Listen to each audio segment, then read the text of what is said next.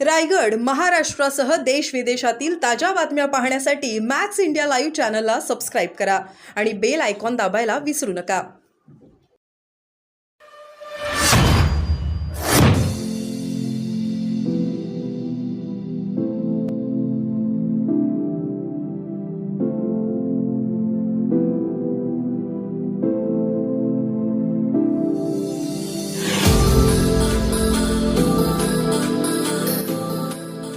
बुलढाण्यामध्ये सुद्धा या तुम्हाला सांगतो पश्चिम विदर्भामध्ये 4 सीटा या महाविकास आघाडीच्या विजय झाल्याशिवाय राहणार नाही. हा एक इतिहास घडेल.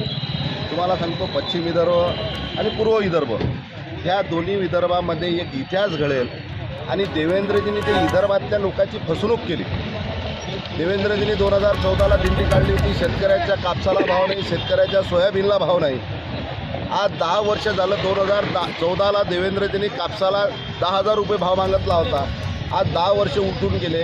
आज कापसाची परिस्थिती, शेतकऱ्याची काय परिस्थिती आहे? देवेंद्रजींनी 2014ला सोयाबीनला 6,000 रुपये भाव मागितला होता. आज सोयाबीनचा 4,000 रुपये परिस्थिती आहे. देवेंद्रजींनी ह्या विदर्भातल्या या शेतकऱ्याची, या महाराष्ट्रातल्या शेतकऱ्याची जे फसवणूक केली, निश्चितपणे हा विदर्भ हा शेतकरी वर्ग जास्त करून या भागामध्ये आहे. आणि संपूर्ण शेतकरी हा महाविकास आघाडीच्या पाठीशी आहे. निश्चितपणे ह्यावेळेस ह्या विदर्भामध्ये एक इतिहास घडेल आणि परिवर्तन तुम्हाला दिसेल. आणि निश्चितपणे या विदर्भातल्या, पश्चिम विदर्भातल्या 4 सीटा विजय झाल्याशिवाय राहणार नाही. अमरावतीची सीट तर डिपॉझिट केल्याशिवाय राहणार नाही. भाऊ, एक महत्त्वाचा मुद्दा की बुलढाण्यामध्ये महाविकास आघाडीचा उमेदवार आहे, पण घटक पक्षाकडून नाराजी व्यक्त केली जाते. घटक पक्षांचा कोणत्याही प्रकारची नाराजी नाही. प्रत्येक पक्षाला जोपर्यंत जागा वाटप होत नाहीत अधिकृतपणे, प्रत्येक पक्षाचा जो अधिकार असते. आम्ही सुद्धा अकोल्यामध्ये आमच्या पक्षाला व शिवसेनेचा तिथं खासदार असला पाहिजे, शिवसेनेला ती जागा सोडाली पाहिजे, आम्ही तिथं आग्रही होतो.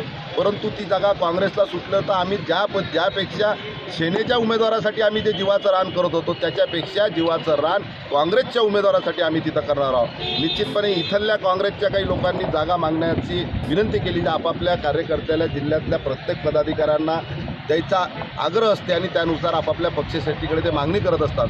परंतु जागा सुटल्यानंतर सर्व एकत्र येऊन एका दिलाने काम करतात. आणि निश्चितपणे ह्या ठिकाणी महाविकास आघाडीचे नरूभाऊ खेडकर खासदार झाल्याशिवाय पण काँग्रेसच्या माजी आमदारांनी सुद्धा इथं आता ट्विट करत काय अर्ज भरण्याची मागणी केली. निश्चितपणे ज्यांनी केली असेल त्यांची नाराजी दूर होईल आणि निश्चितपणे ते आमच्या खांद्याला खांदा लावून काम करतील. ओके.